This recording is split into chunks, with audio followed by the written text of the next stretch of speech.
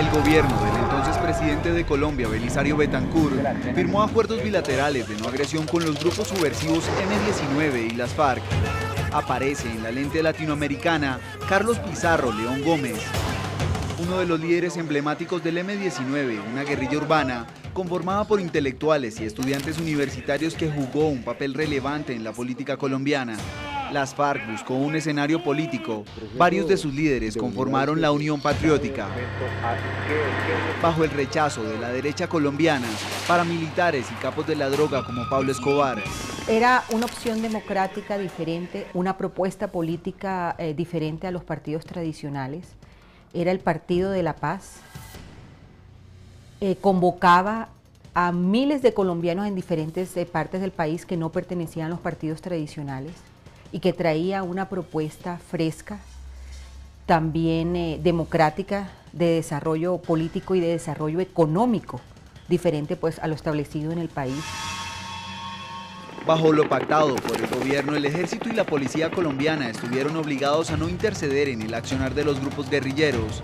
Campesinos, ganaderos honrados, gente del común, así como narcotraficantes y paramilitares en cabeza de los Castaño, interpretaron la situación como un abandono del Estado. Indefensos, se armaron hasta los dientes para combatir con sus propias fuerzas la subversión. Fidel, Carlos y Vicente iniciaron una cacería a la guerrilla bajo la mirada y respaldo de políticos, uniformados de alto rango y la empresa privada.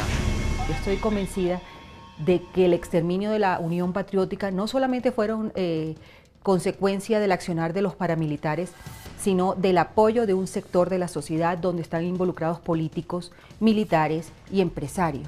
Y es ahí donde nosotros, las víctimas, o la familia de Bernardo personalmente, quiere llegar. ¿Quién dio la orden? Ya sabemos quiénes fueron los determinadores, pero ¿quién financió? ¿Cuál fue el sector político, militar y económico que apoyó ese exterminio?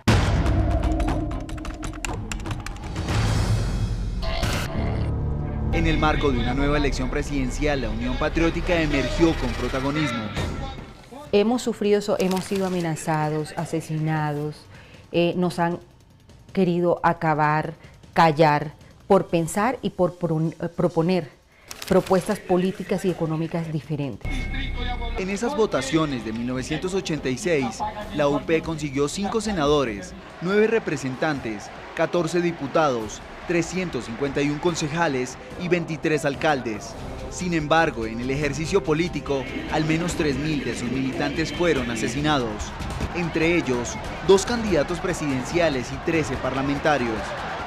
Tomaron la determinación de exterminar un partido político, de asesinar miles de jóvenes, porque Bernardo tenía 34 años y era el candidato a la presidencia, era senador, era muy joven, muy chiquito, 34 años, es una persona muy joven.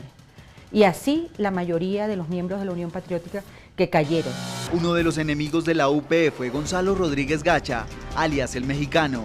Después de Pablo Escobar, el narco más influyente de Colombia y pilar fundamental del cártel de Medellín, con un ejército personal equivalente a su fortuna ilícita.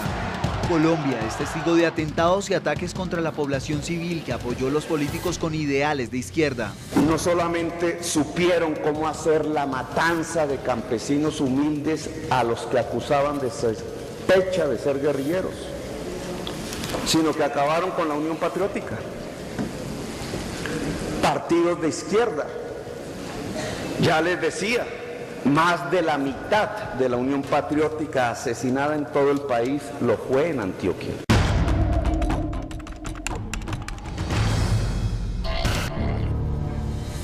El único delito que cometió el municipio de Segovia en el departamento de Antioquia fue ejercer su derecho al voto, una comunidad que no fue perdonada por elegir como alcalde a un militante de la Unión Patriótica. La muerte caminó con su voz en las calles de esta pequeña ciudad. 46 personas pagaron la afrenta con sus vidas. La Corte Interamericana de Derechos Humanos falló una condena contra el Estado colombiano por lo que calificó como un acto de omisión el asesinato de estos inocentes. Se hizo evidente la relación entre uniformados del Estado y paramilitares. Partícipe de las FARC, porque si era el movimiento político, un grupo armado que estaba en armas y estaba peleando contra el Estado. Y yo, el movimiento político de ese grupo, pues por lógica, hacían parte de ese movimiento guerrillero y por eso pues se declaran objetivo militar. La guerra contra la izquierda en Colombia fue declarada bajo el auspicio de las autoridades que brindaron resguardo a la familia Castaño. Se cometieron muchos errores en esa época, de las autoridades, de los gobiernos, por permitir que esos aparatos militares se desarrollaran. Lágrimas por una democracia cercenada.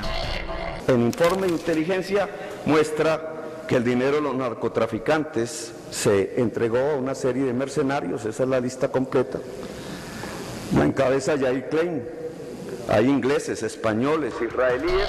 La cercanía entre los grandes capos de la droga y los caínes permitió capacitar bajo la dirección de mercenarios traídos de Israel a sus ejércitos privados. El exmilitar Yair Klein fue el encargado de dirigir los entrenamientos, financiados por el narcotráfico y el apoyo logístico del ejército. Los paramilitares se expanden por Colombia bajo el nombre de autodefensas.